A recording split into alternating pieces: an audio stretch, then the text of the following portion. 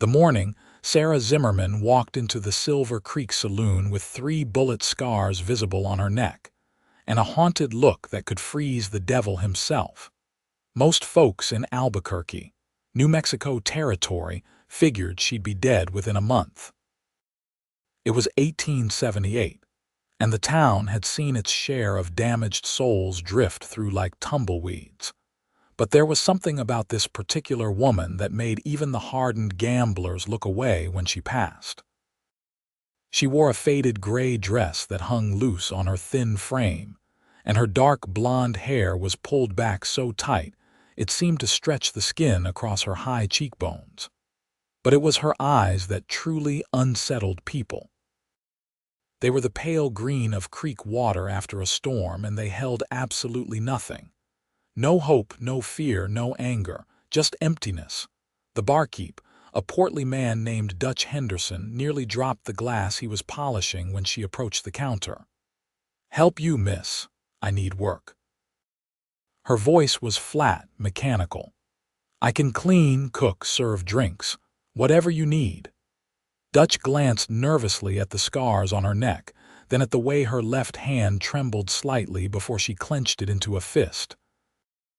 "Listen, miss, I appreciate you coming in, but this ain't exactly the place for a lady." "I am not a lady," she said without any inflection. "I am someone who needs work. Do you have any or not?" Something in her directness made Dutch reconsider. Business had been picking up lately with the cattle drives coming through, and his current serving girl had just run off with a traveling preacher. "All right, $6 a week, plus whatever tips the Cowboys see fit to leave. You start tomorrow at noon." Sarah gave a curt nod and turned to leave without another word. As the saloon doors swung shut behind her, Dutch heard one of his regulars, Old Pete, whistle low. "That one's been through hell and back." "More like she is still there," Dutch muttered, returning to his glasses. The boarding house where Sarah had taken a room was run by a widow named Mrs. Cordelia Hayes, a stout woman with graying hair and a no-nonsense demeanor who had been softened by years of loneliness into something approaching kindness. She was one of the few people in town who did not immediately recoil from Sarah's presence. "You got yourself work already?" Mrs. Hayes asked that evening as Sarah sat in the small dining room, pushing food around her plate without eating much of it. "At the saloon. I start tomorrow, Mrs." Hayes frowned. "Honey, you sure that is what you want? Those cowboys can get mighty handsy, and you look like you have already had more trouble than any person deserves." "I can handle it," Sarah said, finally taking a small bite of the stew. It was good, probably the best meal she had eaten in months, but everything tasted like ash in her mouth these days. "I am not saying you cannot handle it. I am saying you should not have to." Mrs. Hayes leaned forward, her voice gentle. "What happened to you, child? Those scars on your neck, the way you hold yourself like you are waiting for the next blow. Someone hurt you bad, did they not?" Sarah's fork clattered against her plate. "I do not talk about it. Maybe you should. Keeping poison inside just lets it fester." "The poison already festered. There is nothing left to save." Sarah stood abruptly. "Thank you for supper." She retreated to her small room on the second floor and sat on the narrow bed, staring out the window at the darkening sky. The scars on her neck itched, as they always did when someone stared at them too long. They were not her only scars. Her body was a map of violence, of a marriage that should have killed her and nearly did. 3 bullets from her husband's gun, 2 knife wounds, burns, breaks. The physical scars were nothing compared to what he had done to her mind, her spirit. Jacob Zimmerman had been a charming man when they met in St. Louis.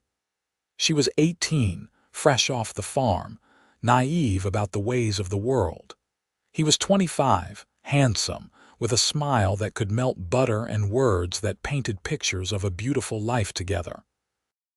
They married within 3 months, and the first time he hit her was on their wedding night when she flinched at his rough touch. For 5 years, she endured. She made excuses for the bruises, lied to the few neighbors who bothered to ask, convinced herself it was her fault. If she was just better, quieter, prettier, more obedient, he would stop. But men like Jacob never stopped. They only escalated. The night she finally fled, he had come home drunk and meaner than usual. He had pulled his gun, fired 3 shots. One bullet grazed her neck, so close it left that angry scar. One shattered a window behind her. The third lodged in the doorframe as she ran. She had nothing but the clothes on her back and the will to survive. She made her way west through a series of small jobs and charity, always moving, always looking over her shoulder. When she reached Albuquerque, she was out of money and out of options. This would have to be home, at least for a while.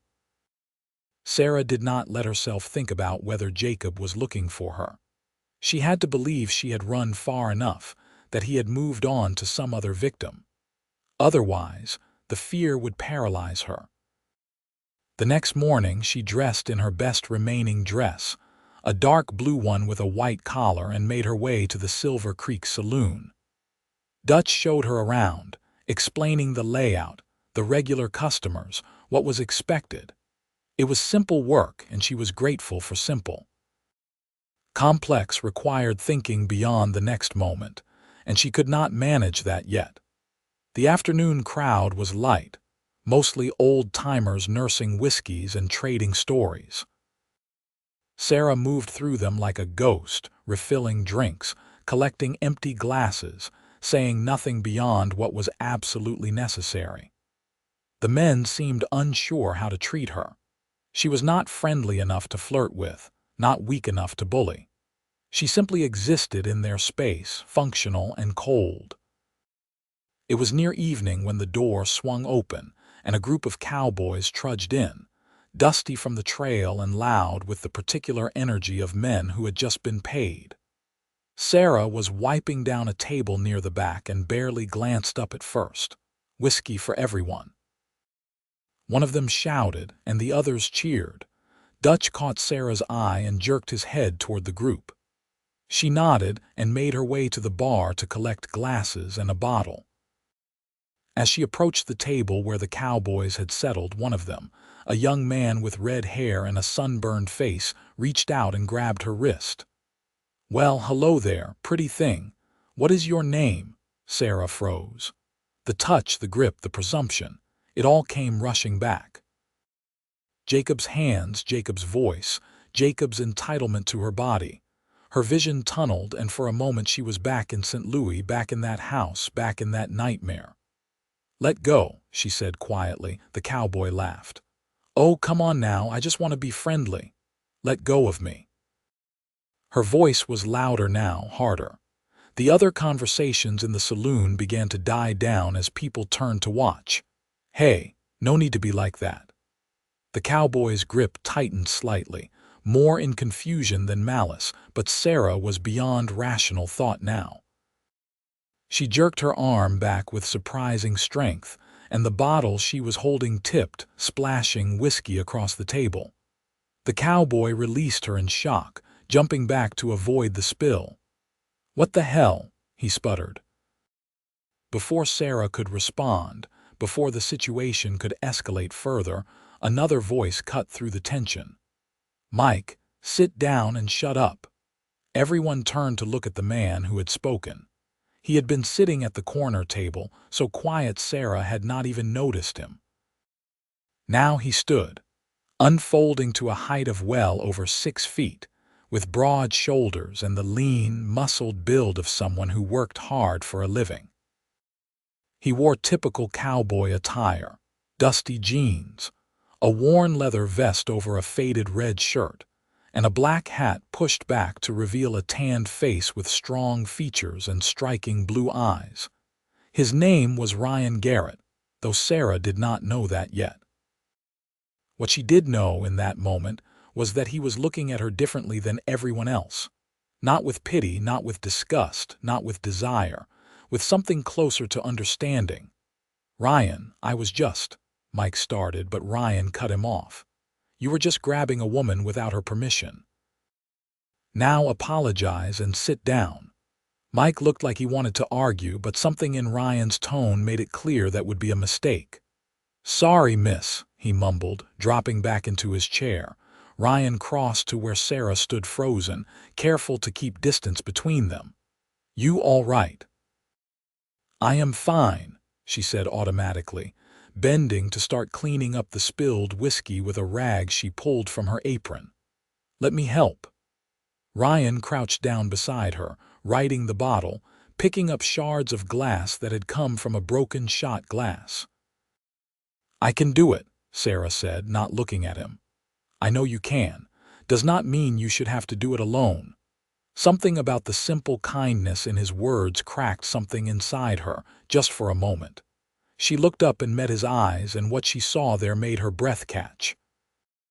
There was pain in those blue depths, old pain that matched her own. This was a man who understood suffering. They finished cleaning in silence, and Ryan returned to his table while Sarah brought out fresh glasses for the now subdued cowboys.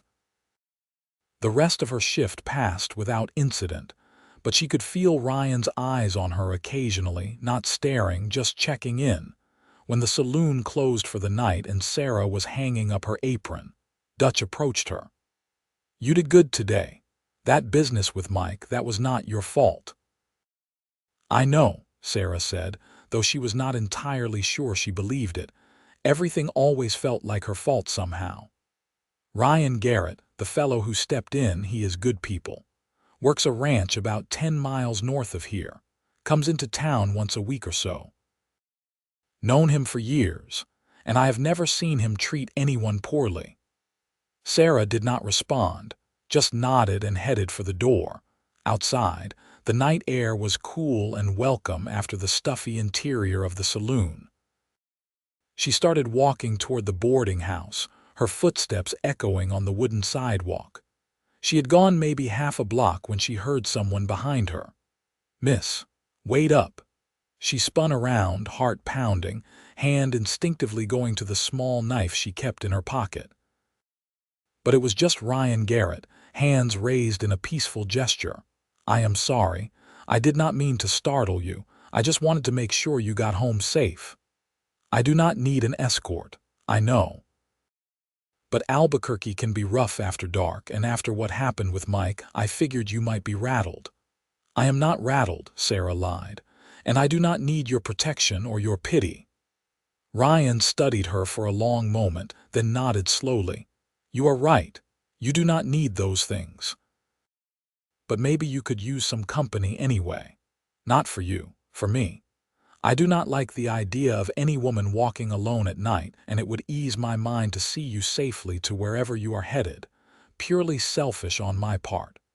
Despite herself, Sarah felt the corner of her mouth twitch. It was not quite a smile, but it was the closest she had come to one in months. "That is a pretty speech. I have been practicing." They walked in silence for a while, Ryan maintaining a respectful distance. The boarding house was only 3 blocks away, but Sarah found herself walking slower than usual, stretching out the time. There was something about Ryan's presence that felt safe, though she did not trust that feeling. She had thought Jacob was safe once too. "My name is Ryan Garrett," he said as they approached the boarding house steps. "I work at the Rocking G Ranch. Well, I own it now, actually. My father passed a year ago and left it to me." "I am sorry for your loss," Sarah said automatically. "Thank you. He was a good man. Taught me everything I know about horses, cattle, and treating people right." Ryan paused, then added quietly, "He also taught me that everyone carries scars, and the measure of a person is not in avoiding damage, but in how they heal." Sarah looked at him sharply. "You do not know anything about my scars." "You are right, I do not. But I can see pain when it looks back at me. Takes one to know one, I suppose." There was a vulnerability in his admission that caught her off guard. "What pain do you carry, Ryan Garrett?" He was quiet for so long she thought he would not answer. When he finally spoke, his voice was low and rough with old grief. "I was engaged once. Her name was Elizabeth. She died of fever 3 years ago, right before our wedding. I was supposed to protect her, take care of her, and I could not even keep her alive. That was not your fault. Fever is not something you can fight. Maybe, but it does not stop the guilt, does it? The wondering if you could have done something different, something more." Sarah understood that guilt intimately. She had spent 5 years wondering if she could have prevented Jacob's violence, if she could have been better, different. She knew now that was false thinking, but the knowing did not always help. "Thank you for walking me home," she said, starting up the steps. "Will you be at the saloon tomorrow?" "Every day I need the work," Ryan nodded. "Then I will see you around, and Sarah, that is your name, right? Dutch mentioned it. Sarah Zimmerman. Sarah, you are stronger than you think. I can see it in you, even if you cannot see it in yourself yet." Before she could respond, he tipped his hat and walked away, disappearing into the darkness. Sarah stood on the porch for a long moment, her hand unconsciously touching the scars on her neck. What did this stranger see in her that she could not see herself inside? Mrs. Hayes was reading by lamplight in the sitting room. She looked up when Sarah entered. "You are later than I expected. Everything all right?" "Fine.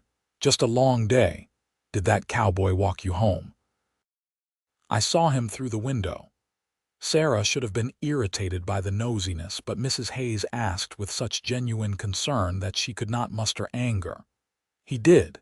His name is Ryan Garrett." Mrs. Hayes's face brightened. "Oh, the Garrett boy. Well, he is not a boy anymore, I suppose. His father, Samuel, was one of the finest men I ever knew. Ryan has his father's character by all accounts. You could do worse than having him interested." "He is not interested. He was just being polite." Mrs. Hayes gave her a knowing look but said nothing more. Sarah escaped to her room, but sleep was elusive that night. She kept thinking about Ryan's words, about his loss, about the way he had looked at her scars without flinching.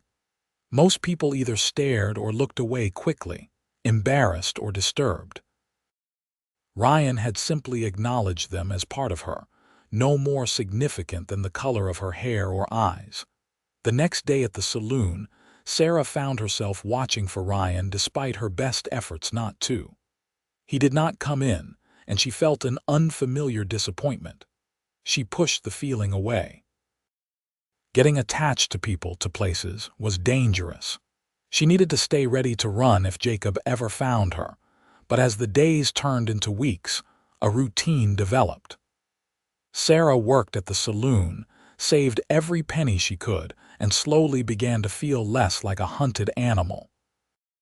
The people of Albuquerque grew accustomed to her silence, her scars, her standoffish nature. They stopped trying to draw her into conversation and simply let her be. Ryan came to town every week, always on Thursday afternoons. He never made a point of approaching Sarah directly, but he was always there, a quiet presence at his corner table. Sometimes he would catch her eye and nod. Sometimes they would exchange a few words when she brought him his whiskey. But mostly they existed in a comfortable parallel, two damaged people orbiting each other at a safe distance. It was 6 weeks after Sarah's arrival in Albuquerque when that distance finally collapsed. She was leaving the saloon late one Thursday night, later than usual because a big poker game had run long. She was tired, her feet aching, and she was not paying as much attention to her surroundings as she should have been.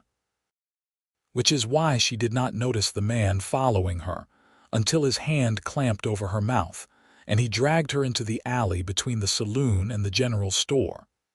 Terror exploded through her, white and blinding. For one horrible moment, she was certain it was Jacob, that he had finally found her. She thrashed and bit down hard on the hand covering her mouth, tasting blood. "Little witch!" Her attacker hissed, but it was not Jacob's voice. The relief of that realization gave her enough presence of mind to fight.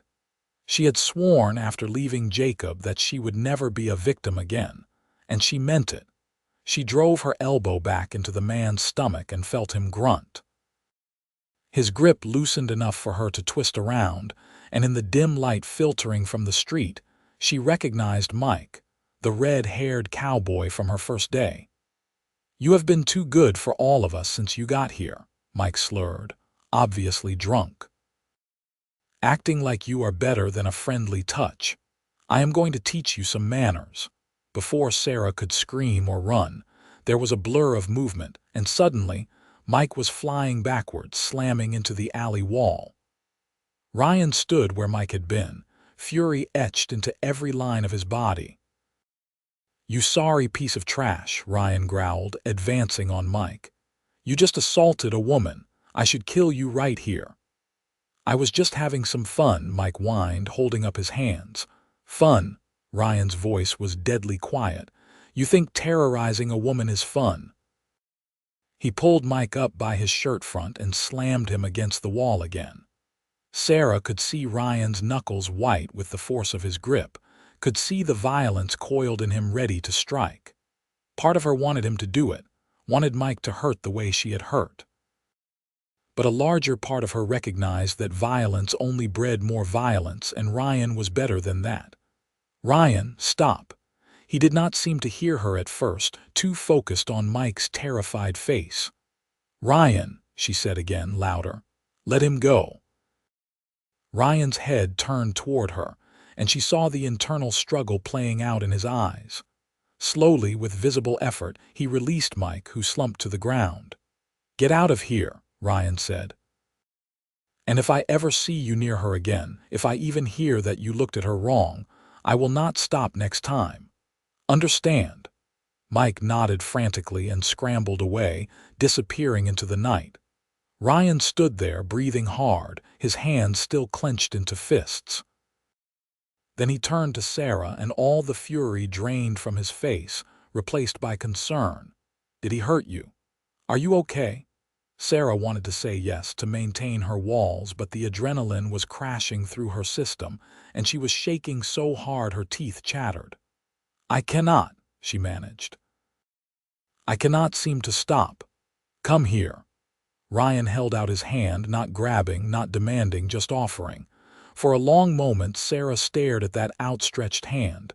It represented so many things she thought she could never have again. Trust, safety, connection. She took it. Ryan's hand was warm and calloused, and he squeezed hers gently before letting go, respecting her space even now. "Let me walk you home. We can take the long way, give you time to calm down." They walked through the quiet streets of Albuquerque, saying nothing at first. The physical contact had been brief but significant, the first time Sarah had voluntarily touched a man since leaving Jacob. The world had not ended. She had not shattered. That realization was profound. "I was engaged," she said suddenly, the words spilling out before she could stop them. "Married, actually." His name was Jacob. Ryan did not press, just kept walking beside her, listening. "He hurt me. For 5 years he hurt me in every way a person can hurt another. The scars on my neck are from when he tried to shoot me. I ran that night, and I have been running ever since." She touched her neck absently. "Everyone who looks at me sees the damage. They see someone broken beyond repair. They said I was too damaged to love, and most days I believe them." "They are wrong," Ryan said quietly. "All of them." Sarah laughed, but there was no humor in it. "How can you say that? You barely know me." "I know enough. I know you survived something that should have killed you. I know you are strong enough to start over in a strange town with nothing. I know you have not let what happened to you destroy your ability to be kind, even when kindness has not been shown to you." He stopped walking and turned to face her. "And I know that anyone who looks at you and sees only damage is blind, because I look at you and see courage." Tears welled in Sarah's eyes, the first she had allowed herself in months. I am so tired of being afraid. I am tired of jumping at shadows, of seeing him in every stranger's face. I am tired of feeling dead inside." "Then maybe it is time to start living again," Ryan said gently. "You do not have to do it all at once. Just small steps, one day at a time." They had reached the boarding house without Sarah realizing it. She looked up at the warm light in the windows, at Mrs. Hayes moving around in the kitchen. "I do not know how to do small steps. I only know survival." "Then let me help you learn. Let me be your friend, Sarah. No expectations, no pressure. Just someone who sees you and does not look away. Friend." The word felt foreign but appealing. She had not had a real friend since before Jacob. "I do not know if I can be a good friend. I am pretty broken." "We can be broken together," Ryan offered with a small smile. "It is less lonely that way." Sarah found herself smiling back, a real smile that felt strange on her face. "All right, Ryan Garrett, you can be my friend." From that night forward, things changed. Ryan started coming to town more often, sometimes just to walk Sarah home after her shifts.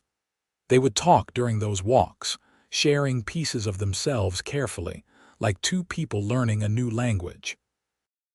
Ryan told her about the ranch, about the horses he was training, about his dreams of building something lasting.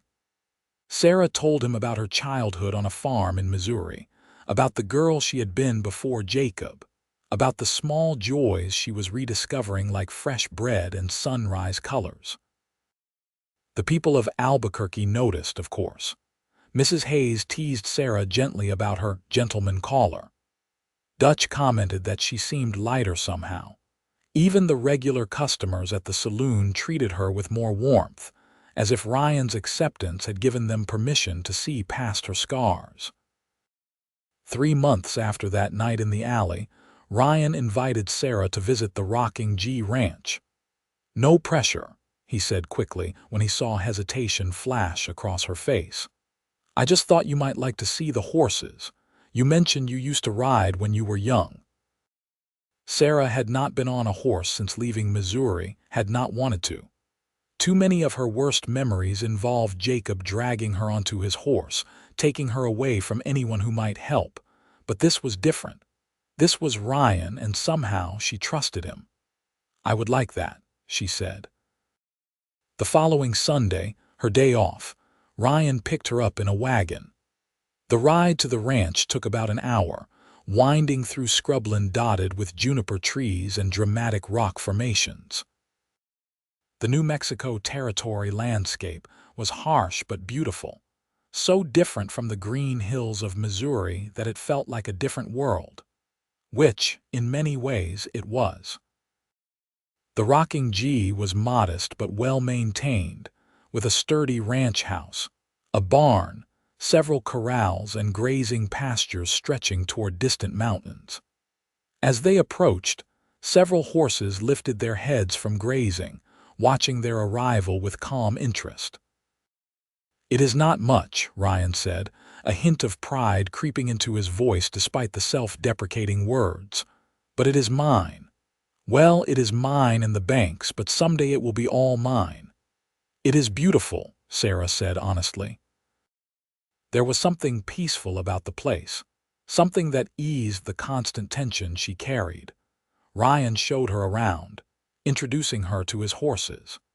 He had a small herd of quarter horses he was breeding and training, known in the area for their intelligence and calm temperaments. He clearly loved the animals, and they responded to him with trust and affection. "This is Dahlia," Ryan said, leading Sarah to a stall where a gentle-eyed mare stood. "She is expecting a foal in about 2 months. It will be her first." Sarah reached out tentatively to stroke Dahlia's nose. The mare huffed softly, leaning into the touch. "She is sweet. She is.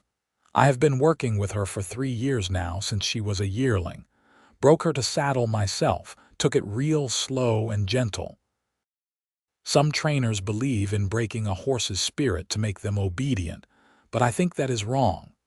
A horse with spirit but willingness is worth 10 cowed animals. Sarah heard the unspoken comparison, the parallel to her own situation. Jacob had tried to break her spirit to make her obedient through fear. Ryan was offering something different, acceptance without subjugation. "Would you like to ride?" Ryan asked. "I have a gelding named Dust who is as steady as they come. He would take good care of you." Fear spiked through Sarah, but so did longing. She had loved riding once, loved the freedom and joy of it. Could she reclaim that? "Okay, but if I need to stop," "then we stop. No questions, no judgment." Ryan saddled Dust, a sturdy gray gelding with kind eyes, and led him to the mounting block. He helped Sarah up, his hands on her waist, brief and impersonal, then swung up onto his own horse, a rangy bay named Copper. They started at a walk, just circling the corral, and gradually Sarah felt her muscles remembering the rhythm, her body relaxing into the familiar motion. It felt good. It felt like coming home to a part of herself she thought was lost. "How are you doing?" Ryan called. "Good. This is really good." They ventured out of the corral, riding toward the open pasture at an easy walk. The sun was warm on Sarah's face, the sky impossibly blue, and for the first time in years she felt something close to happiness. Not the giddy excitement of youth, but something deeper and more precious. Peace. They rode for over an hour, mostly in comfortable silence. When they returned to the barn and Ryan helped her dismount, Sarah was smiling. "Thank you," she said. "I needed this more than I realized." "You are welcome here anytime," Ryan said. "The ranch, the horses, me, all of it. Whenever you need an escape from town." Inside the ranch house, Ryan made coffee and they sat at the kitchen table. The house was clean but sparse, decorated with a few photographs and practical furniture. It was clearly a bachelor's home, but there was a warmth to it that Sarah appreciated. "Can I ask you something?" Ryan said, cradling his coffee cup. "And you can tell me to shut up if it is too personal. You can ask. Do you ever think about going back, to Missouri, I mean, to your old life?" Sarah shook her head firmly. "There is nothing to go back to. My parents passed years ago and I have no siblings. The farm was sold, and even if there was something I could not, Jacob might still be there looking for me." "Does he scare you still, after all this time?" "Every single day. I know it is probably foolish. He has likely moved on, found some other woman to terrorize. But I cannot shake the feeling that he is out there hunting me." She met Ryan's eyes. "Does that make me crazy?" "No, it makes you a survivor with good instincts. The fear kept you alive. But Sarah, you cannot live in fear forever. At some point, you have to decide to really live, to build a life that is about more than just surviving." "Is that what you did?" After Elizabeth died, Ryan was quiet for a moment. "Eventually. Not at first. For the first year, I just went through the motions. Worked the ranch, ate, slept, repeated. I was not really living. I was just not dying. But my father, before he passed, he told me that honoring Elizabeth's memory did not mean dying with her. It meant living fully, loving deeply, finding joy again, because that is what she would have wanted for me." "You loved her very much." "I did. But I have learned that the heart is not a finite thing. Loving someone who is gone does not mean you cannot love again. It just means you carry them with you while making room for new love too." He reached across the table, not touching Sarah but close enough that she could feel the warmth of his hand. "I think broken pieces can fit together in new ways, maybe even stronger ways." Sarah felt something shift inside her, a crack in the walls she had built so carefully. "I do not know if I can be what you need, Ryan. I am still so messed up. I have nightmares. I panic when people touch me unexpectedly. I cannot imagine being intimate with anyone ever again. I am not asking you to be anything but yourself. And as for the rest, we take it slow as you need. If all we ever do is talk and ride horses, that is enough. You are enough." Tears spilled down Sarah's cheeks. "Why? Why do you care about me? You could have any woman in Albuquerque. Because when I look at you, I see someone fighting like hell to survive, to heal, to become whole again. That kind of strength is rare and beautiful. And because somewhere along the way your broken pieces started fitting with mine, I cannot explain it better than that. Sarah wiped at her tears with the back of her hand. I care about you too. It terrifies me, but I do. Ryan's face broke into a wide smile, the first truly joyful expression Sarah had seen from him. That is a start, a really good start. They sat together in the warm kitchen, drinking coffee and talking until the shadows grew long. When Ryan drove Sarah back to town that evening, something fundamental had shifted between them. They were not just two broken people anymore. They were two people choosing to heal together. The next several months unfolded like a desert flower opening slowly. Sarah continued working at the saloon, saving money, building a life in Albuquerque. Ryan continued running his ranch, visiting town regularly, always making time for Sarah. They rode together every Sunday, exploring the land around the rocking G. They shared meals at the boarding house with Mrs. Hayes beaming at them like a proud mother. They attended the occasional town dance, though Sarah still struggled with crowds and Ryan stayed close, a solid presence at her back. Slowly, carefully, Sarah began to let Ryan closer. She let him hold her hand while they walked. She let him put his arm around her shoulders when they sat watching sunsets.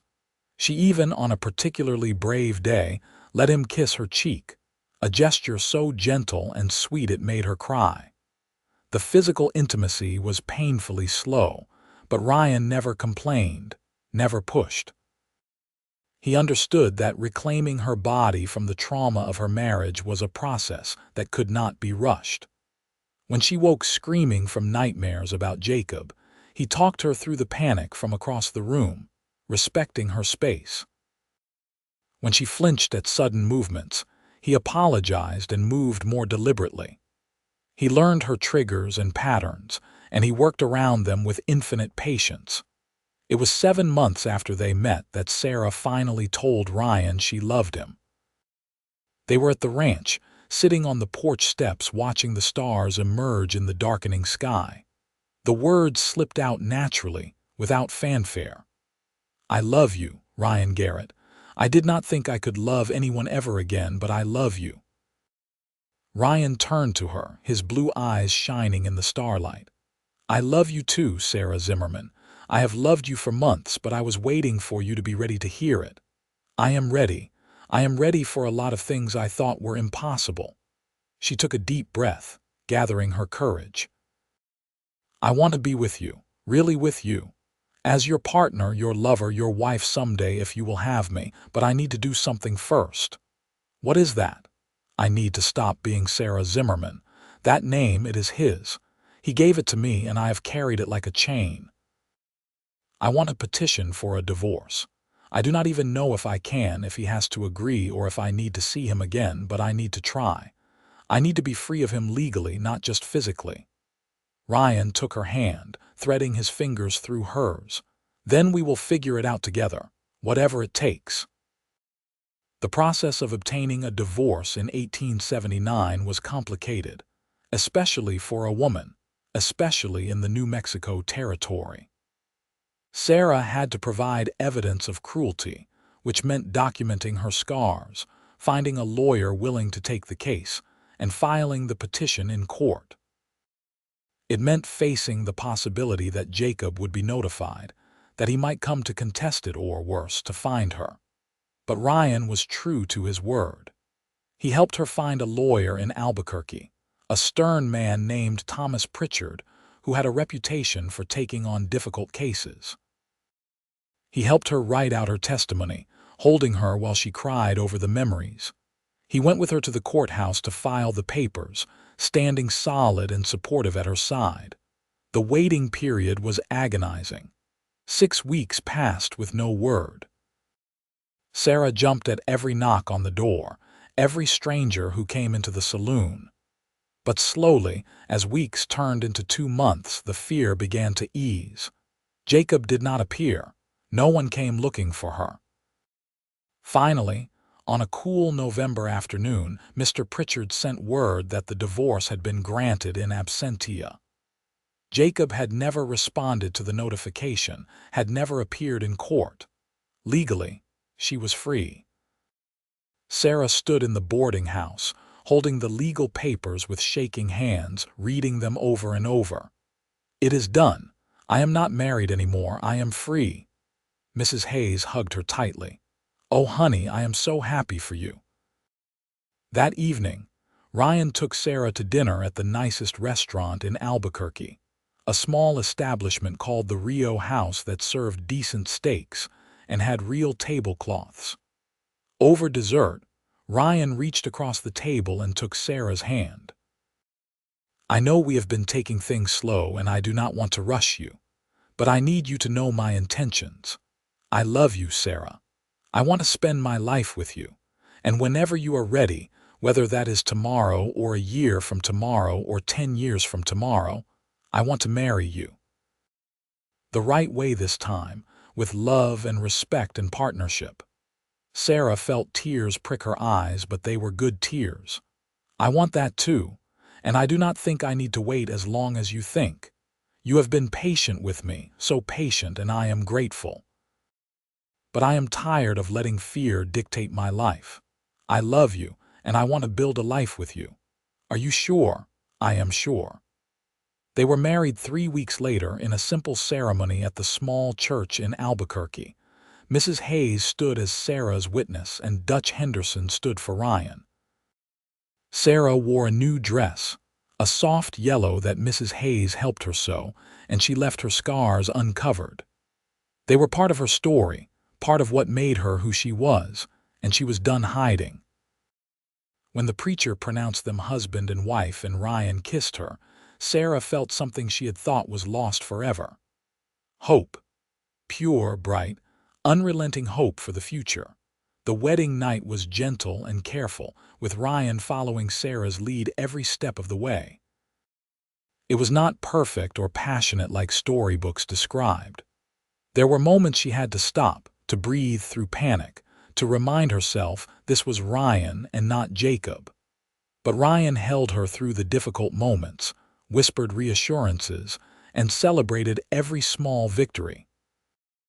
By morning, Sarah felt like she had reclaimed something precious, taken back ownership of her own body and desires. They moved into the ranch house together, and Sarah threw herself into making it a home. She planted a garden, sewed curtains, filled the spaces with small touches of beauty and comfort. She also started helping Ryan with the horses, discovering a talent for gentling the younger animals. Her calm patience made her perfect for the work, and the horses responded to her with trust. Life settled into a rhythm. There were still hard days when the past felt too close, when Sarah woke sweating from nightmares or panicked at shadows. But there were more good days than bad, and the balance kept shifting toward healing. Ryan was patient through all of it, steady and loving, proving day after day that not all men were like Jacob, that love did not have to hurt. A year into their marriage, Sarah realized she was pregnant. The news brought a complicated swirl of emotions. Joy and fear warred within her. She wanted this child desperately, wanted to bring life into the world and do it right, with love and gentleness. But she was terrified too. What if she was too damaged to be a good mother? What if she passed on her trauma? What if something went wrong? Ryan held her while she cried out her fears. "You are going to be an amazing mother. I have watched you with the horses, with the young foals. You are so gentle, so nurturing, and you are not alone in this. We are partners, remember? We will figure out this parenting thing together. What if I am not enough? What if I break our child the way I am broken? You are not broken, Sarah. You are healing. There is a difference, and our child will be so lucky to have a mother who understands pain and chooses kindness anyway." The pregnancy was difficult. Sarah struggled with sickness in the early months and anxiety throughout. But she was healthy and strong, and with Mrs. Hayes acting as midwife and Ryan hovering protectively, she made it through. On a hot July afternoon in 1880, Sarah gave birth to a son. They named him Samuel, after Ryan's father, with the middle name of Justice because he represented everything good and just in the world. He was small and perfect, with a shock of dark hair and blue eyes that would probably change. Holding Samuel for the first time, Sarah felt her heart expand in ways she had not thought possible. This tiny human was hers to protect, to nurture, to love, and she would do it right. She would show him that love was gentle, that strength came in patience, that damaged people could still create beautiful things. The first year of Samuel's life was exhausting and wonderful. Sarah discovered reserves of strength she had not known she possessed. She nursed him, rocked him through fussy nights, sang him the lullabies her mother had once sung to her.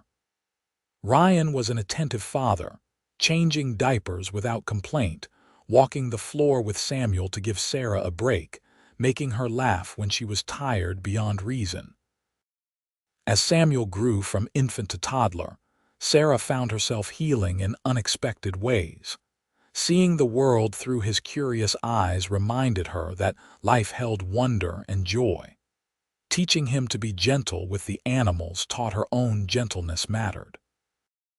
Watching Ryan play with their son showed her what good fatherhood looked like. When Samuel was 2, Sarah became pregnant again. This time, the fear was less. She knew what to expect, trusted her body more, believed in her ability to mother. Their daughter was born in the spring of 1883, a tiny girl with Sarah's green eyes and Ryan's smile. They named her Hope because that is what she represented. Life on the Rocking G Ranch flourished. Ryan's horse breeding business grew, his reputation for quality animals spreading throughout the territory. Sarah managed the household and helped with training, her quiet strength becoming an asset to the operation.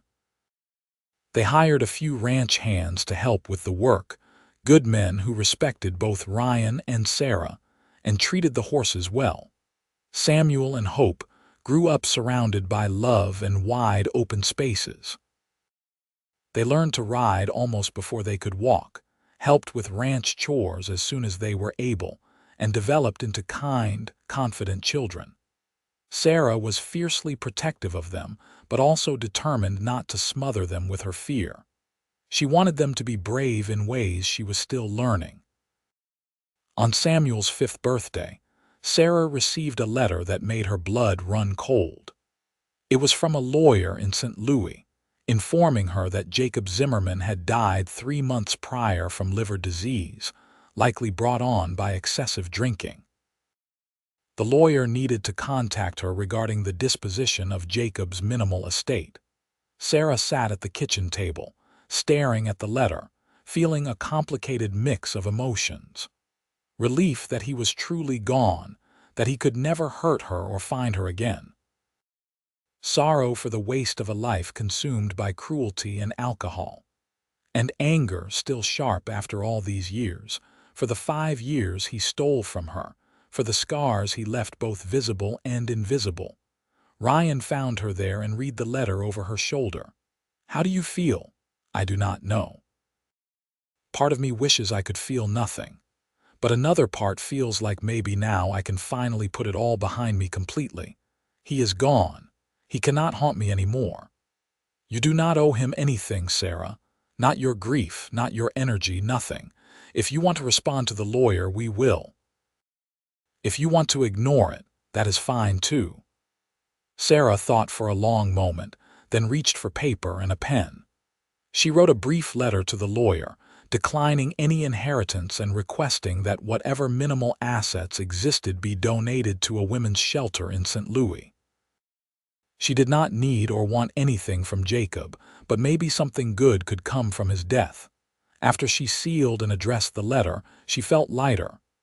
That chapter was truly closed now. She was Sarah Garrett, wife and mother, horse trainer and survivor. The past would always be part of her, the scars would always show, but they no longer defined her. That evening, after the children were in bed, Sarah and Ryan sat on the porch watching the stars. It was their ritual, this quiet time together after the chaos of the day settled. Ryan's arm was around her shoulders, and she leaned into his warmth. "Do you remember what you said to me that first night you walked me home?" Sarah asked. "About everyone carrying scars and the measure of a person being in how they heal." "I remember. I think I finally understand what you meant.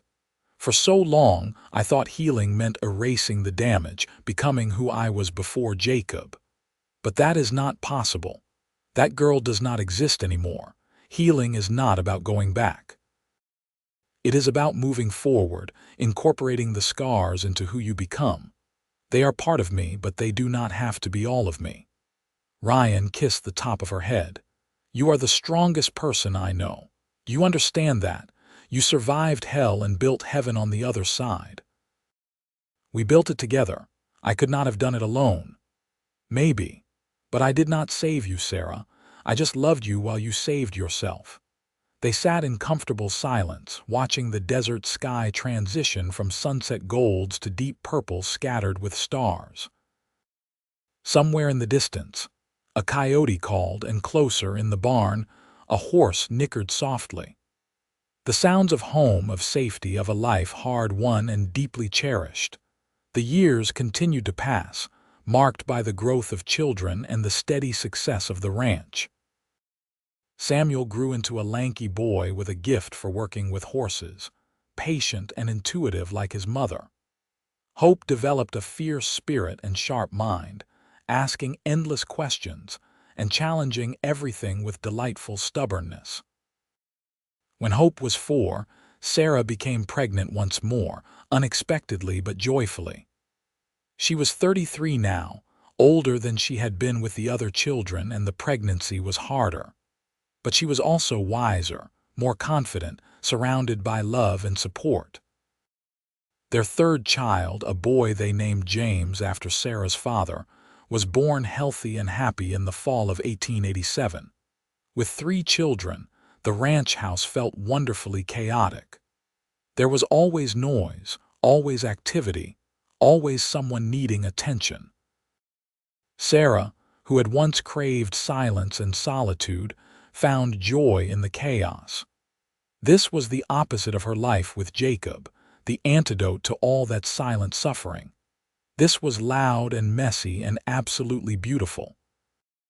On quiet mornings, when Ryan was out working and the children were occupied, Sarah would sometimes stand at the kitchen window, her hands in dishwater, and marvel at the life she had built. There were still hard days when her past caught up with her, when a certain tone of voice or sudden movement sent her reeling. But those days were fewer now, further between, and she had tools to handle them. She had never returned to Missouri, had never felt the need. New Mexico was home now. The harsh desert landscape that had once seemed so foreign now felt like it was written into her bones. She loved the wide, open spaces, the dramatic mesas, the resilience required to thrive here. This land understood survivors. Mrs. Hayes became a beloved grandmother figure to the children, visiting often and spoiling them with sweets and stories. Dutch eventually retired from running the saloon and spent his days fishing and playing cards with other old-timers, but he always tipped his hat to Sarah when they passed in town, respect clear in his eyes. The town of Albuquerque itself grew and changed. The railroad came through, bringing more people and commerce. The wild, rough edges began to smooth, though it remained a frontier town at heart. Sarah watched the changes with interest, but also with gratitude that she had arrived when she did, when the town was small enough to offer anonymity but large enough to offer opportunity. When Samuel was 10, he asked Sarah about the scars on her neck. She had known the question would come eventually, and she had prepared for it as best she could. She sat him down and told him an age-appropriate version of the truth. That she had been married before to a man who was not kind, who hurt her, and that she had been brave enough to leave and build a new life. Samuel listened seriously, then said, "I am glad you left. Otherwise, you would not have met Dad and we would not be here." "Me too, sweetheart. Me too. When I grow up, I am going to be like Dad. I am going to treat people with respect and protect those who need it." Sarah hugged him tightly. "You are already like your father, and I am so proud of you." As the children grew older, they began to understand more fully the story of their mother's past. Not all at once, but in pieces shared at appropriate times. Sarah never wanted to burden them with her trauma, but she also believed in honesty, in teaching them that survival was possible, that healing was real. Hope, fierce and protective, once declared at age 8 that if the man who hurt her mother was not already dead, she would go to St. Louis and give him what he deserved. Sarah had to hide her smile while explaining that revenge solved nothing, that the best response to cruelty was to build a good life in spite of it. James, the youngest, absorbed his mother's story differently. He was a gentle soul, sensitive to others' pain, and knowing what Sarah had survived made him even more compassionate. He was the child who brought her wildflowers, who hugged her spontaneously, who seemed to sense when she needed extra love. The Rocking G Ranch continued to thrive. Ryan's reputation as a fair dealer and skilled breeder spread throughout New Mexico and beyond. They were not wealthy, but they were comfortable, with enough to live well and save for the children's futures. Ryan and Sarah worked side by side, partners in every sense, their love deepening with each passing year. On their 10th wedding anniversary, Ryan surprised Sarah with a trip. They left the children with Mrs. Hayes and 2 trusted ranch hands and traveled north to Santa Fe for a week. It was Sarah's first real trip since arriving in New Mexico, her first time doing something purely for pleasure rather than survival. They stayed in a small hotel, explored the town's markets and art galleries, ate meals cooked by others, and simply enjoyed being together without the demands of ranch and children. One evening, walking through the plaza as the sun set, Ryan stopped and turned to Sarah. "I have been thinking about that first night we really talked after the incident with Mike in the alley. I told you that broken pieces could fit together in new ways, maybe even stronger ways. Do you remember?" "Of course. I want you to know that I was right, but not in the way I thought. It is not that your broken pieces fit with mine. It is that we are not broken anymore. We healed. Together. And what we built is not cobbled together from damaged parts. It is something new and whole and beautiful." Sarah felt tears well up, the good kind that came from overwhelming love. "How did I get so lucky to find you? I think we found each other. And I think we were both brave enough to take the risk, to try again even when it would have been easier to stay closed off." He took her hands. "You took a chance on a cowboy who could have been just another man who would hurt you. That took courage I cannot even fathom. You made it easy. You never pushed, never demanded. You let me come to you at my own pace. Because you were worth waiting for. You are still worth everything, Sarah. Every day with you is a gift." They kissed there in the plaza as the last light faded from the sky.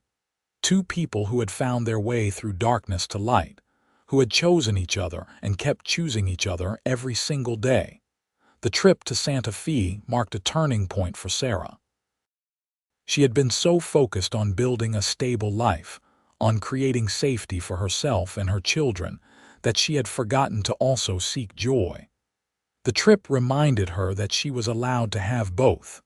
Allowed to be happy, not just safe. Allowed to live fully, not just survive. When they returned to the ranch, Sarah made some changes. She started riding more for pleasure, not just for work. She began painting again, a hobby from her childhood that she had abandoned during her marriage to Jacob. She was not particularly good, but she enjoyed the creative expression, the way color and brush strokes could capture a moment or feeling. Her paintings began to decorate the ranch house, bright splashes of beauty in between family photographs. She also became more involved in the community. When a women's group formed in Albuquerque to provide support and resources for women in difficult situations, Sarah joined immediately. She did not often speak about her own past, but when she did, it was powerful. Her scars, once symbols of shame, became testaments to survival. She helped establish a safe house for women fleeing dangerous situations, using some of the ranch's profits to support the cause. Ryan supported her work wholeheartedly, sometimes accompanying her to speak to groups of men about recognizing and preventing domestic cruelty. His voice as a man advocating for women's safety carried weight in ways Sarah's alone could not, and together they became quiet advocates for change. The children grew and thrived. Samuel turned into a capable young man, taking on more responsibility at the ranch. By age 15, he was handling some of the horse training himself, with a skill that rivaled his father's. Hope proved to be academically gifted, devouring every book she could find and dreaming of becoming a teacher. James remained the gentle heart of the family, the one who soothed tensions and brought people together. When Samuel was 17, he asked Ryan about courtship, about how to treat a young woman with respect. Ryan and Sarah sat him down together and talked honestly about relationships, about respect and boundaries, and the difference between love and control. Sarah emphasized that a real man, a good man, would never use his strength or position to harm or intimidate. Ryan modeled what partnership looked like, demonstrating daily that love was about lifting each other up. A few months later, Samuel began courting a local girl named Margaret, the daughter of a shopkeeper in town. Sarah watched carefully, ready to intervene if needed, but Samuel conducted himself admirably. He was attentive but not possessive, romantic but respectful. Watching her son navigate courtship with kindness gave Sarah a deep sense of accomplishment. The cycle of violence had ended with her. She had not passed on the trauma. Instead, she had taught her children what real love looked like.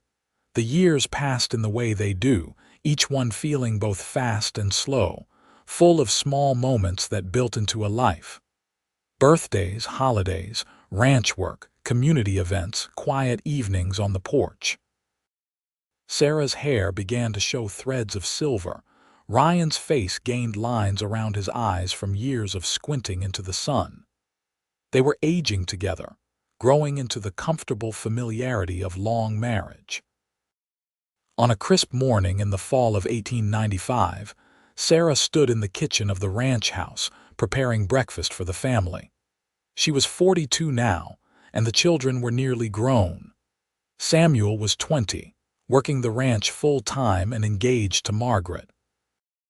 Hope was 17, making plans to attend the teaching college in Santa Fe. James was 12, still young enough to need her but old enough to be independent. Ryan came in from the morning chores and wrapped his arms around her from behind, resting his chin on her shoulder. It was a familiar gesture, one that had taken her years to fully relax into but now brought only comfort. "What are you thinking about?" he asked. "About how far we have come. Sometimes I still cannot believe this is my life. Good cannot believe or bad cannot believe. The best kind of cannot believe."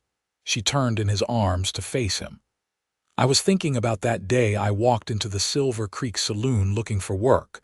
I was so broken then, Ryan. So convinced I would never be whole again, and look at us now." "Look at you now," Ryan corrected gently. "You did the hard work of healing, I just got to be here to witness it. You did more than witness. You participated, you made it possible. She touched his face, tracing the familiar features she loved so much. They said I was too damaged to love. Everyone believed it, and I believed it too. But you loved me anyway. You loved my scars and all my broken pieces. I loved you because of them, not in spite of them. Those scars and broken pieces were proof of your strength, of your will to survive. How could I not love that? He kissed her softly. And you are not broken anymore, Sarah. You have not been for a long time, she smiled. No, I suppose I am not. But even if I was, I would be okay now. Because I learned that being broken does not mean being worthless. Sometimes the broken things, when they are put back together, are more beautiful than they ever were before. The morning sun streamed through the kitchen window, illuminating dust motes and painting everything in warm gold. From upstairs came the sounds of the children waking, doors opening, footsteps on the stairs. The day was beginning, another ordinary, precious day in a life Sarah had built from nothing but determination and hope. She thought about the girl she had been, fleeing into the night with nothing but terror and desperation. She thought about the woman she had become, strong and loved and whole. The journey between those two versions of herself had been long and painful, but it had been worth every difficult step. Because here, in this sun-filled kitchen, in the arms of a good man, with her children's laughter echoing through the house, Sarah had found what she thought was impossible. She had found home. She had found love. She had found herself. And she had learned that the human spirit was more resilient than anyone gave it credit for, that with patience and support and determination, even the most damaged among us could heal. That scars could fade, that broken pieces could mend, that second chances were real. The breakfast preparations continued, the family gathered, the day unfolded in its familiar patterns. But underneath the ordinary moments was something extraordinary. The profound joy of a woman who had survived hell and built heaven, who had been told she was too damaged to love and proved them all wrong. Years continued to pass at the Rocking G Ranch, each one adding another layer to the rich tapestry of the life Sarah and Ryan had woven together. Samuel married Margaret in a beautiful ceremony at the ranch in the spring of 1896, and by the following year they welcomed Sarah and Ryan's first grandchild, a robust boy they named Samuel Ryan Garrett, called Sam to avoid confusion. Sarah held her grandson for the first time and marveled at the continuation of the family line, at the love that was expanding outward in ripples. Hope graduated from teaching college and took a position at the school in Albuquerque, quickly gaining a reputation as an innovative and compassionate educator. She was particularly good with troubled children, perhaps understanding instinctively from her mother's story that everyone carried burdens and deserved patience. She married a fellow teacher named David Morrison in 1901, and they built a life centered around education and community service. James, the youngest, discovered a talent for veterinary medicine. He apprenticed with the town's doctor, learning to treat both animals and people, and eventually took over much of the animal care not just for the Rocking G but for ranches throughout the area. He remained unmarried longer than his siblings, but Sarah did not worry. James had his own timeline, his own path to walk. The ranch itself evolved with the times. The turn of the century brought changes to the West, the wildness gradually taming into something more settled. The New Mexico Territory was moving toward statehood, though it would not achieve it until 1912. Technology advanced, making ranch work easier in some ways while requiring adaptation in others. But through it all, the core of the Rocking G remained the same: quality horses, hard work, and family. Sarah continued her advocacy work with women in crisis, her personal story a beacon of hope for others in dark situations. She never grew comfortable sharing the details. The memories still had the power to hurt, but she pushed through the discomfort because she knew it mattered. If even one woman heard her story and found the courage to leave her own dangerous situation, it was worth it. She also wrote down her experiences, not for publication but for her children and grandchildren, so they would know the full story, understand where they came from. The act of writing it all out, of putting words to the years of pain and the subsequent healing, was cathartic. She filled notebook after notebook with honest accounts, holding nothing back.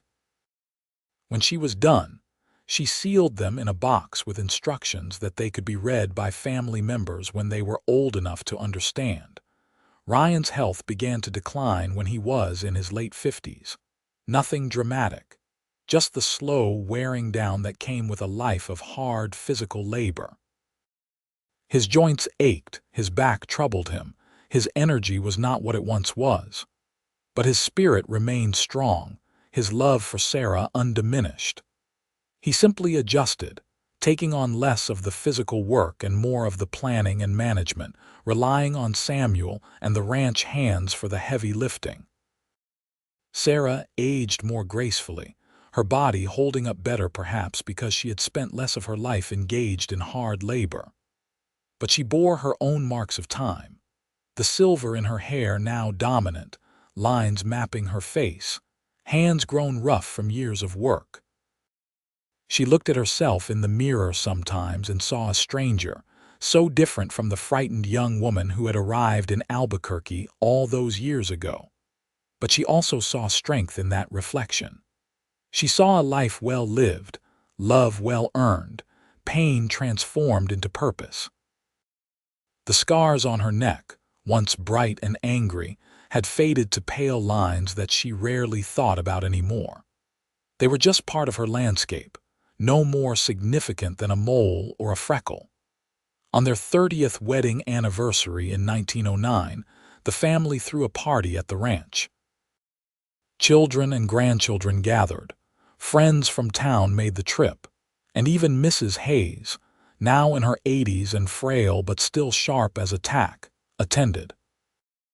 The house and yard were full of noise and laughter, music and dancing, the kind of joyful celebration that Sarah had once thought she would never experience.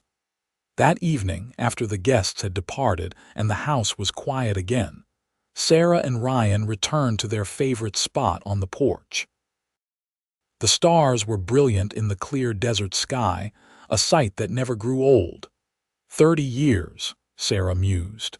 When I think about everything that has happened in that time, it feels like several lifetimes. The best lifetime, Ryan said, taking her hand. His grip was not as strong as it once was, his fingers twisted slightly with arthritis, but the gesture was as meaningful as ever. "You have any regrets?" Sarah asked. "About choosing me, I mean. You could have had an easier life with someone less complicated." Ryan was quiet for a moment, and Sarah wondered if she had finally voiced the question that would reveal doubt. But when he spoke, his voice was firm and certain. Not for one single second. "Yes, we had challenges, especially in the early years.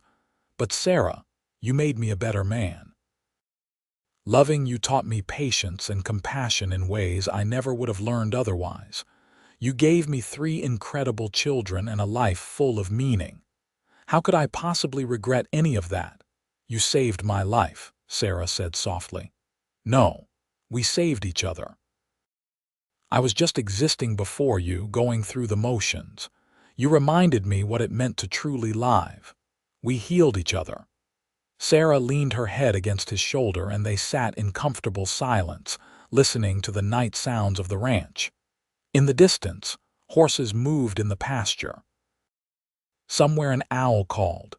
The wind rustled through the juniper trees. These were the sounds of home, the soundtrack of a life she had built from ashes. Over the next few years, life settled into a gentler rhythm. Sarah and Ryan handed over more of the ranch's daily operations to Samuel, transitioning into advisory roles. They had time now for leisurely rides, for long conversations, for simply being together without the constant press of work. They traveled occasionally, visiting Hope in town or taking short trips to places they had always wanted to see. Sarah's grandchildren grew and more were added. Margaret and Samuel had 3 children. Hope and David had 2. James eventually married a kind woman named Clara, and they had twins, much to everyone's delight. The ranch house, expanded over the years, was always full during holidays and celebrations, ringing with the voices of multiple generations. Sarah loved being a grandmother, discovering she had patience and playfulness she had not known existed. She told stories, taught the children to ride, shared her hard-won wisdom in small, age-appropriate doses. She was determined that her grandchildren would grow up knowing they were loved unconditionally, that they were safe, that the world could be good. In the summer of 1917, Ryan's health took a serious turn. What started as a bad cold developed into pneumonia, and despite the doctor's best efforts and the family's constant care, it became clear he was not going to recover. He was 65 years old, had lived a full and good life, but Sarah was not ready to let him go. She sat by his bedside day and night, holding his hand, talking to him, reminiscing about their years together. The children and grandchildren came to say goodbye, filling the room with love even as sadness pressed heavy on everyone. On a quiet morning with Sarah beside him and the sun streaming through the window, Ryan opened his eyes and looked at her with perfect clarity. "It has been the greatest honor of my life to love you, Sarah Garrett. And you have been my salvation," Sarah whispered through tears. "Everything good in my life came from you, not from me. It was always in you, I just got to witness it unfolding." He squeezed her hand weakly. "Promise me you will keep living, keep finding joy. Do not let my death steal that from you. I promise." Ryan smiled, closed his eyes, and slipped away peacefully. Sarah held him as he passed, feeling like a piece of her soul was being torn away. They had been married for 38 years, together for 39. More than half her life had been spent with this good man, and now he was gone. The grief was enormous, consuming, but it was also different from the fear and pain she had known in her youth. This was clean grief, the kind that came from loving deeply and losing that love to natural causes. It hurt, but it was not poisoned with regret or trauma. She had loved Ryan fully, and he had loved her the same. They had built a beautiful life together, and nothing could take that away. The funeral was well attended, with people coming from all over the territory to pay respects to Ryan Garrett, a man who had been respected and loved by many. Sarah stood surrounded by her children and grandchildren, drawing strength from the family they had created together. She listened to the stories people told about Ryan's kindness, his fairness, his integrity, and felt proud. This was his legacy, and it would continue through their children. The first year without Ryan was the hardest Sarah had ever endured, including the years with Jacob. Because this time, she was not running from something bad but missing something good. The house felt too quiet without Ryan's presence. The bed too empty. The days lacked their usual structure and purpose. She went through the motions, supported by family, but inside she was lost. Hope and James took turns staying at the ranch with her, worried about her state of mind. Samuel and Margaret, who lived in a house on the ranch property now, checked on her constantly. The grandchildren visited often, their energy and demands pulling Sarah out of her own head. Slowly, so slowly, the fog of grief began to lift. Sarah started painting again, pouring her emotions into colors and shapes. She wrote in her journals, processing her loss through words. She volunteered more at the women's shelter, finding purpose in helping others. And gradually, she began to hear Ryan's voice in her head, reminding her of her promise to keep living. 6 months after Ryan's death, Sarah had a vivid dream. She was back at the ranch as it had been when they first married, and Ryan was there, young and strong, smiling at her. "I have been so sad," she told him in the dream. "I know. But Sarah, I am not really gone. I am in every sunset you watch from our porch. I am in the horses you trained together. I am in our children and grandchildren. I am in every act of kindness you show someone who is suffering. I am in your heart always. I miss you so much. I miss you too. But we will see each other again someday. Until then, live fully and joyfully. Honor what we had by continuing to find beauty in the world. That is what love does. It transforms, it endures, it keeps going." Sarah woke from the dream with tears on her face, but also with a sense of peace she had not felt since Ryan's death. He was right. Their love did not end with his death. It continued in every choice she made, every person she helped, every moment she chose hope over despair. She was 64 years old, not young but not ancient either. She had years left, and she would make them count. Not just surviving anymore, but truly living, as Ryan had asked. Sarah threw herself into life with renewed purpose. She traveled to visit Hope and David, spending weeks at a time helping with their children. She took painting classes in Albuquerque, improving her technique and making new friends. She wrote a memoir, finally feeling ready to share her story more publicly, hoping it might help others who had survived trauma. The memoir, titled From Ashes, a story of survival and second chances, was published in 1919 by a small press in Santa Fe. It was not a bestseller, but it found its audience, women who had lived through similar horrors and needed to know they could survive, that they could heal. Sarah began receiving letters from readers, heartfelt notes thanking her for her honesty, for showing them a path forward. She also became more politically active, advocating for women's suffrage in the lead up to the 19th Amendment. When women finally won the right to vote in 1920, Sarah was at the polling place on Election Day, casting her ballot with pride and thinking of all the women who had been silenced for so long. The ranch continued to thrive under Samuel's management, the Garrett name still synonymous with quality horses. Sarah remained involved in an advisory capacity, but mostly she enjoyed watching the next generation take the reins, literally and figuratively. As the 1920s progressed, Sarah's grandchildren grew into young adults, starting their own families, building their own lives. She became a great-grandmother, marveling at the expansion of the family tree that had started with just her and Ryan. On her 70th birthday in 1925, the family threw another large celebration at the ranch. Sarah looked around at the dozens of people filling the house and yard, all of them there because she and Ryan had chosen love, had chosen to heal, had chosen to build a life together against all odds. Hope raised a glass and offered a toast. "To our mother, who taught us that strength is not in avoiding pain but in rising from it, who showed us that love can heal even the deepest wounds, who proved that second chances are real and that damaged people can build beautiful lives. We love you, Mama."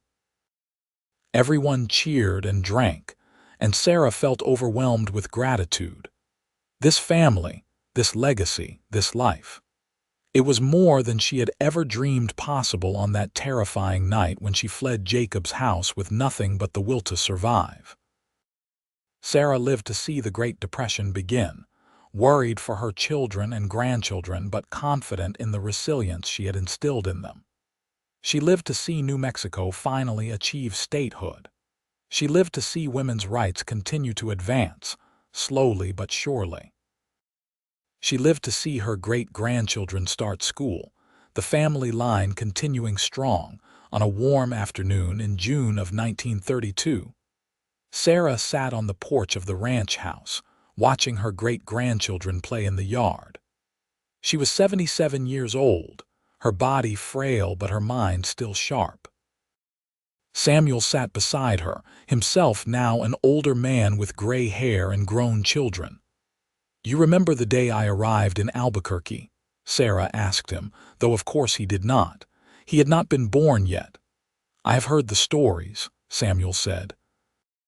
A woman with scars and haunted eyes, looking for work and a chance to start over. "I was so broken then, so convinced I would never be whole again, but I was wrong. Your father showed me that broken things can be mended, that damaged people can still love and be loved." "You were always whole, Mama. You just did not know it yet." Sarah smiled.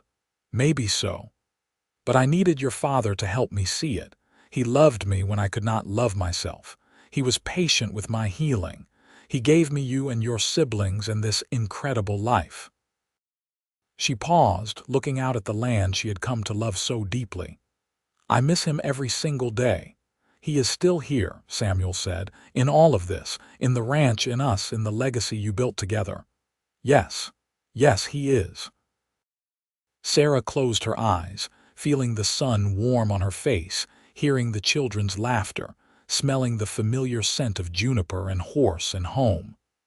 "I have had a good life, Samuel, better than I deserved, better than I ever imagined possible. You deserved every moment of happiness, Mama. After what you survived, you deserved everything good."